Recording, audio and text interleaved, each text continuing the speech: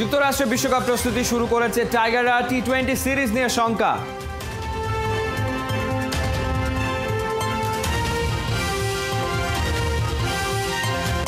সোহানের 2 বছর আগে চোট, আবার মাথা চারা দিয়ে উঠেছে বিসিবির মেডিকেল টিম, বিদেশি ডাক্তার খুঁজছে।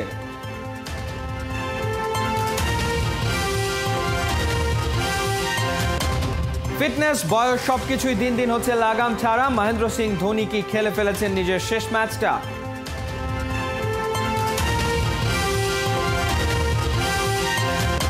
11 বছর পর আবারও এভারেস্টে চূড়ায় বাংলাদেশের পতাকা। সাইক্লিস্ট বাবর আলীর দুঃসাহসিক অভিযাত্রা।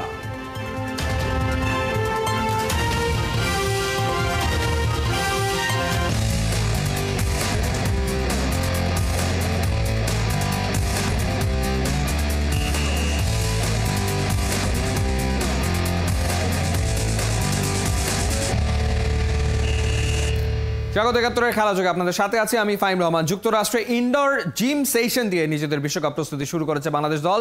হিউস্টনের আবহাওয়া গেল কদিন ধরে বেশ খারাপ। যুক্তরাষ্ট্রের বিপক্ষে 3 ম্যাচ টি-20 সিরিজের ভেন্যু প্রেইরি ভিউর বেশিরভাগ স্থাপনা ওলটপালট। তবে সূর্যের হাসির নিচেই রানিং সেশন সারতে পেরেছে নাজমুল শান্তর দল। খালিদ জামিলের রিপোর্টে বিস্তারিত।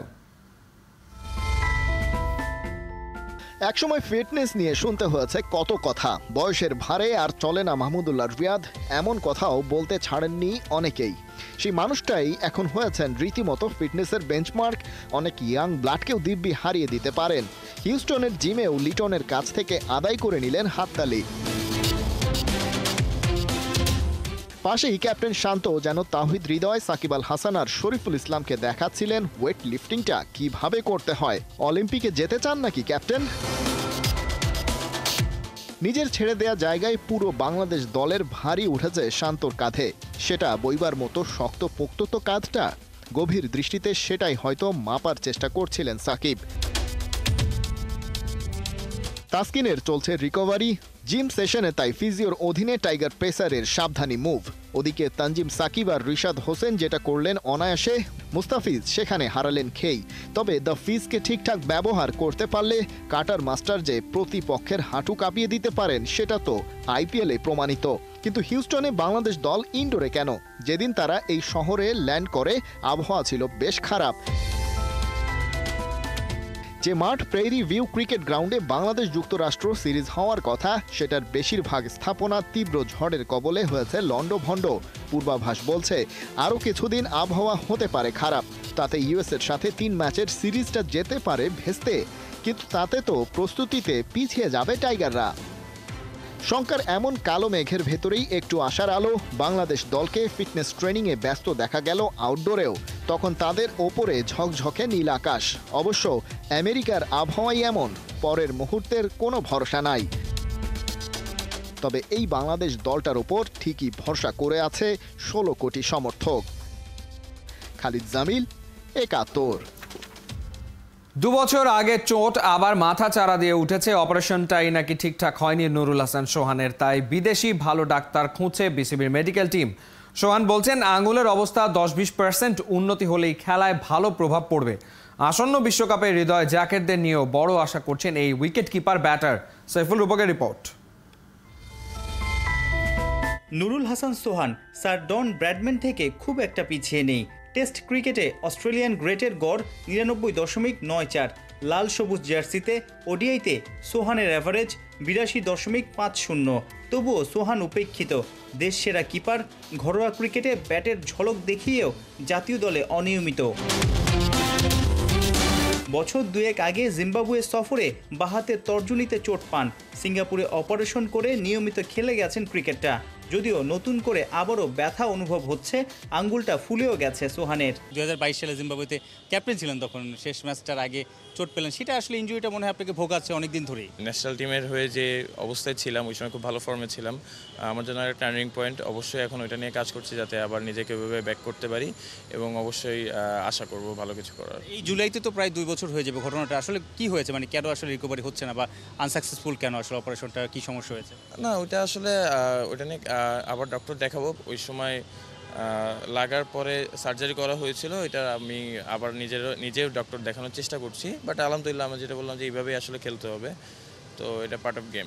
ডাক্তাররা কি বলে আসলে? মানে যোগাযোগ করছি, এখন আসলে কোনো ফাইনালি পাওয়া যায়নি, বাট ইনজুরি থাকবে প্লেয়ারদের লাইফে, এটা স্বাভাবিক এবং এটা নিয়ে আসলে ক্যারি করতে হবে। পুরো লিগ শেষ হলো, গত 2 সিজনও তো খেললেন, মানে আপনি কি জানতেন যে মোটামুটি ঠিক হয়ে গেছে আঙ্গুল, নাকি আবার নতুন করে এটা দেখা দিচ্ছে কোনটা? না, এটা আসলে এভাবে খেলতে হবে নর্মালি, হয়তো দেখা যাক কি হয়। যদি এর থেকে একটু বেটার হয় ওইটার চেষ্টাই করতেছি, যে 10-20% বেটার হলেও হয়তো আমার জন্য বেটার হবে। গ্লাভস হাতে বরাবরই অসাধারণ।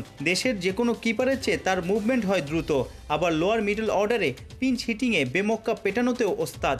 2022-এ ক্যাপ্টেন্সি পাওয়ার বছরেই দল থেকে ছিটকে যাওয়ার আক্ষেপ আছে সোহানের। 2022-এ টি-20 ওয়ার্ল্ড কাপ যে অস্ট্রেলিয়াতে তখন ভাইস ক্যাপ্টেন ছিলেন, ইভেন ট্রাই নেশনে ওয়ার্ল্ড কাপের আগে ক্যাপ্টেন্সিও করেছেন, 2-একটা ম্যাচ জিম্বাবুয়েতে ক্যাপ্টেন্সি করেছেন 2022-এ টি-20 দলের, কিন্তু এরপর আসলে টি-20 দলের জায়গা হয়নি।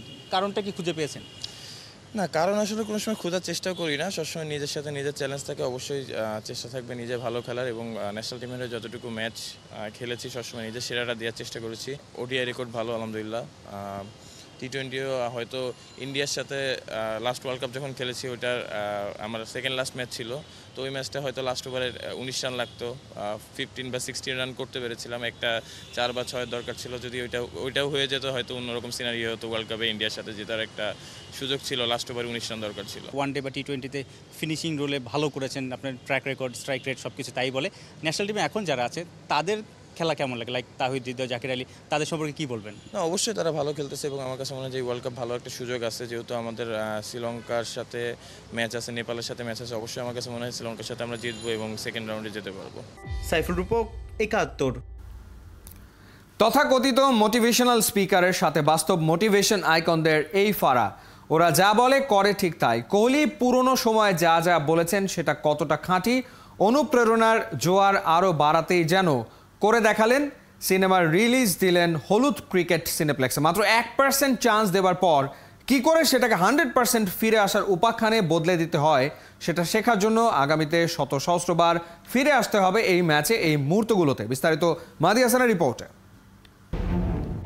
সবাই বলছে 99% নিশ্চিত যে আপনাকে দিয়ে কিছু হবে না, তবে কখনো কখনো ওরা যে সামান্য 1% চান্স রেখে দিল সেটাই অনেক। নির্ভর করবে কিভাবে আপনি সেই সুযোগটাকে দেখছেন, নিজের ভেতরে যা অবশিষ্ট আছে তার সবটা নিংড়ে দিচ্ছেন কিনা। আর সেটা করতে পারলে 1% বদলে যাবে 10%-এ, 10% সম্ভাবনা হয়তো ঠেকবে 30%-এ। এরপর সেখান থেকে হতে পারে যে কোনো কিছুই। কে জানে, 1% চান্স নিয়ে আপনি ঘটিয়ে ফেলতে পারেন মিরাকেল।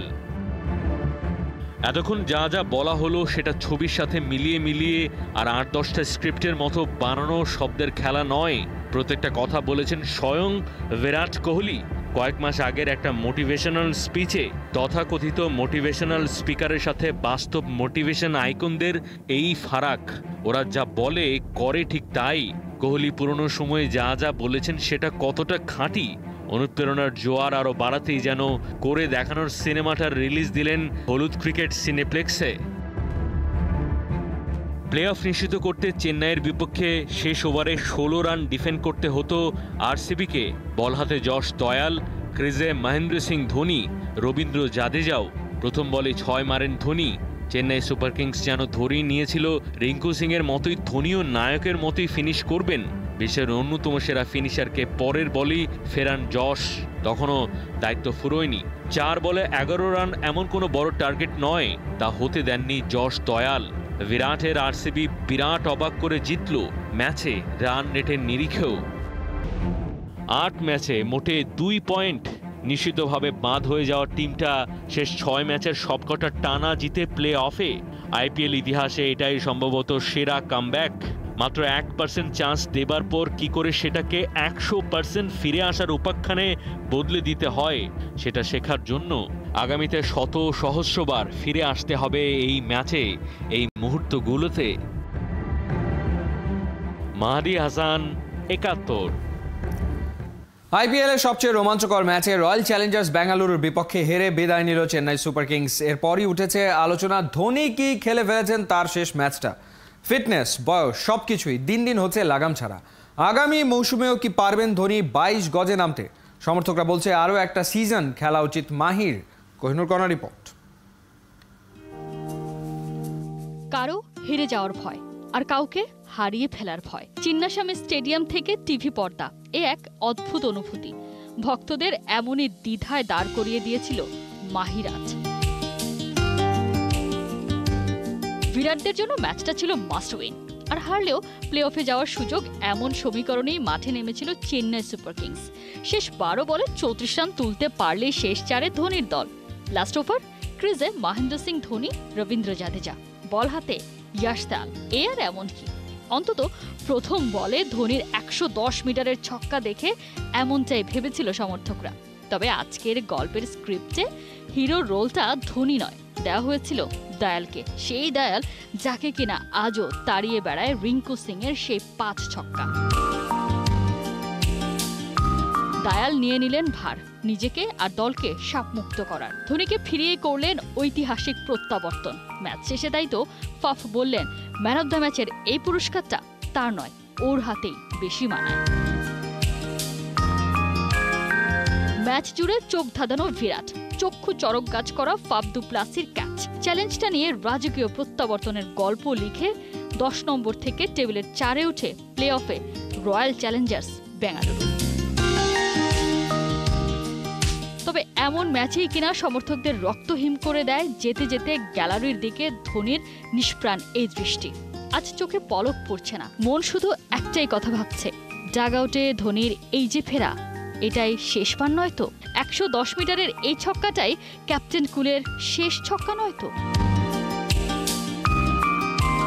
সমর্থকদের প্রাণপণ দাবি, এখনই যেও না মাহি। বিশাল দায়ামা যেমন বলেছিলেন, ধোনি অবসর নিলে 20 নম্বর ওভারটাকেও পাঠানো উচিত অবসরে। সেসব কি নিছকই আবেগ? মাহি মারছে, এমন কথা বলার সুযোগটা আর দেবে তো পেয়ারা ইঞ্জুরি? ছেঁড়া পেশিকে আর কত পোষ মানিয়ে 2 রান চুরি করবে প্রায় 43-এ পৌঁছে যাও ধোনি? আর কত চোখের পলকে করবেন স্ট্যাম্পিং? চিপকে শেষ টি-20টা খেলতে চেয়েছিলেন মহেন্দ্র সিং ধোনি, যেখানে ধোনি ধোনি চিৎকারে সমর্থকরা হাঁকাবে ডেসিবেলের সেঞ্চুরি। বলবে সবাই, দেখো এই সেই জন যে স্বপ্ন দেখতে শিখিয়েছে, এই সেই যে হারার আগে কখনো হারেনি, যে দিনের পর দিন পেছন থেকে ম্যাচ ঘুরিয়ে দিয়েছে। হ্যাপি এন্ডিং মিথ নয় তো? কোহিনুর কণা, 71। 11 বছর পর আবারও এভারেস্টে চূড়ায় বাংলাদেশের পতাকা। সাইক্লিস্ট বাবর আলীর হাত ধরে এই লাল সবুজ পতাকা উড়ল। এবার 5ম বাংলাদেশি হিসেবে বিশ্বের সর্বোচ্চ শৃঙ্গ মাউন্ট এভারেস্ট জয় করেছেন বাবর। এমন দুঃসাহসিক অভিযাত্রায় তার পৃথিবীর সবচেয়ে উঁচু হিমালয় এভারেস্ট জয়ে গর্বিত পুরো পরিবার। অর্ণব বাবির report. This is the summit. No room.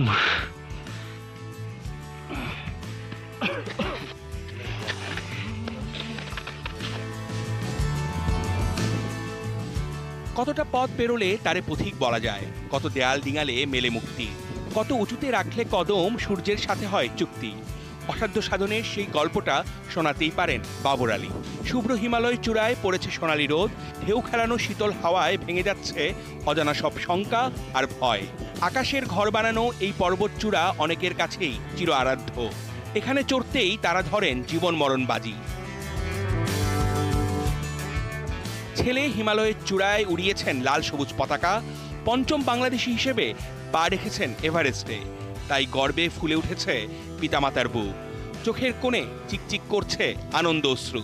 ওরা আবার অনেক কান্নাই দিন, ওরা অনেক এটা না গেলে হয় না, না গেলে হয় না। কথা আমি ঘরে থাকলেও তো মৃত্যু হতে পারে, স্বাভাবিক মৃত্যু আর অস্বাভাবিক মৃত্যু আছে। এগুলো নিয়ে টেনশন করিও না, টেনশনের কোনো কারণ নেই। আমি আল্লাহ দিলে আর ওর মাথায় যেটা ঢুকে গেছে, আমার ছেলে মেয়ে ওরাই সবাই আমাদেরকে বারবার বুঝাচ্ছে, ওকে এটা নিয়ে আর করিও না। ও যেটা নিয়ে মাথায় ঢুকে গেছে ভাইয়া এটাতে যাবে। ওকে জিজ্ঞাসা করতাম, আমাদের বিরক্ত হয়ে বলতাম, তোমাদের গ্যাংয়ের মধ্যে কেউ আছে ডাক্তার, এই পাটা উঠে এরকম আছে, তখন চুপ করে থাকতো। গেল 1 এপ্রিল বাংলাদেশ থেকে নেপালের উদ্দেশ্যে রওনা দেন এই বীর। এরপর এভারেস্টের বেস ক্যাম্পের উদ্দেশ্যে শুরু হয় তার পথচলা। সেখানে পৌঁছান 10 এপ্রিল। উচ্চতার সঙ্গে খাপ খাইয়ে নেওয়া বেশ গুরুত্বপূর্ণ, এজন্য একাধিকবার উচ্চতায় উঠানামা করেছেন বাবর। 26 এপ্রিল বেস ক্যাম্প থেকে এভারেস্টের ক্যাম্প 2 পর্যন্ত ঘুরে এসে উচ্চতার সঙ্গে মানিয়ে নেওয়ার পর্ব সমাপ্ত করেন। এরপর অনুকূল আবহাওয়ার জন্য দীর্ঘ সময় অপেক্ষা করতে হয় বাবরকে।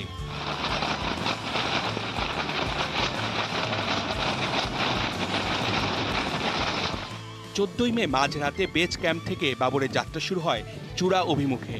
প্রথম দিনেই সরাসরি উঠে যান ক্যাম্প 2-এ। পরিকল্পনা অনুযায়ী সেখানে 2 রাত কাটিয়ে 18ই মে উঠে যান ক্যাম্প 3-এ এবং 19শে মে পৌঁছান ক্যাম্প 4-এ।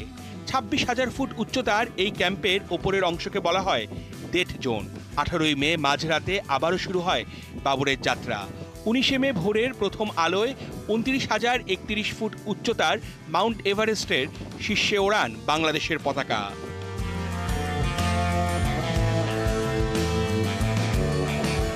চট্টগ্রামের ছেলে বাবর আলীও বুকের ভেতরে পুষেছিলেন হিমালয় ছোঁয়ার প্রবল ইচ্ছে মাখা এক টাট্টু ঘোড়া। মোগল সম্রাট বাবরের মতোই প্রতিজ্ঞায় তিনি স্থির। কেমন করে সাম্রাজ্য জয় করতে হয়, কোথায় ছুটতে হয় সাধনার তীর, সবটাই যেন তার জানা। তাই তো বাবর চিকিৎসা শাস্ত্রে পড়েও হিমালয় জয় করার পণ ভোলেননি। পরিবারের ইচ্ছে পূরণে নিজের স্বপ্ন দেননি জলাঞ্জলি। চট্টগ্রাম মেডিকেল কলেজ থেকে ডাক্তারি পাশ করার পাশাপাশি সামিল হয়েছেন নানা অভিযাত্রায়। একটু একটু করে তৈরি করেছেন নিজেকে। আমি করবো, আমার একটা শখ আছে, আমি শখটা পূরণ করি। কি মানে এভারেস্টে ওঠার জন্য। আমাদের এটা তো দুর্গম ব্যাপার, এটা খুব বিপদের ব্যাপার। মানে তুমি ডোন্ট টেক ডিসিশন। বলতো আমি এভাবে যাচ্ছি না, আই এম ফুলি প্রিপেয়ার্ড। কিন্তু এখন তো খুব ভালো লাগতেছে, দেশের গৌরব, জাতির গৌরব, মানে লাল সবুজের পতাকা উড়তেছে, মানে খুব খুশি লাগতেছে। কিন্তু এখনও সংখ্যামুক্ত নয়, যত মধ্যে নিচে না আসবে। এভারেস্ট জয়ে উচ্ছ্বসিত বাবর আলীর নিজের গ্রাম মধ্যম বুড়িশ্বরের অধিবাসীরাও। চট্টগ্রামের বাবর এখন গোটা দেশের গর্ব। উনি ডাক্তার, এটা করে না, উনি ছোটোর থেকে এরকম পাহাড়ে জঙ্গলে সব ওঠানামা এখানে এভারেস্ট জয় করছে। এই কারণে আমরা খুশি, পুরো বাংলাদেশের মানুষ খুশি এবং সে দুঃসাহসিক অভিযান পরিচালনা করছে। ও স্বপ্ন বাস্তবায়িত করতে পেরেছে, যার জন্য আমরা আমাদের গ্রামবাসীর পক্ষ থেকে অভিনন্দন জানাচ্ছি। রবিবার স্থানীয় সময় সকাল 8:30টায় এভারেস্ট চূড়ায় আরোহণ করেন চট্টগ্রামের হালদাপাড়ের সন্তান বাবর আলী। এভারেস্ট বিজয়ের পর বাবরের পরবর্তী গন্তব্য লোৎসে অভিযান, যেখানে পা রাখেননি বাংলাদেশের কোনো পর্বত আরোহী। অর্ণব বাপি, 71।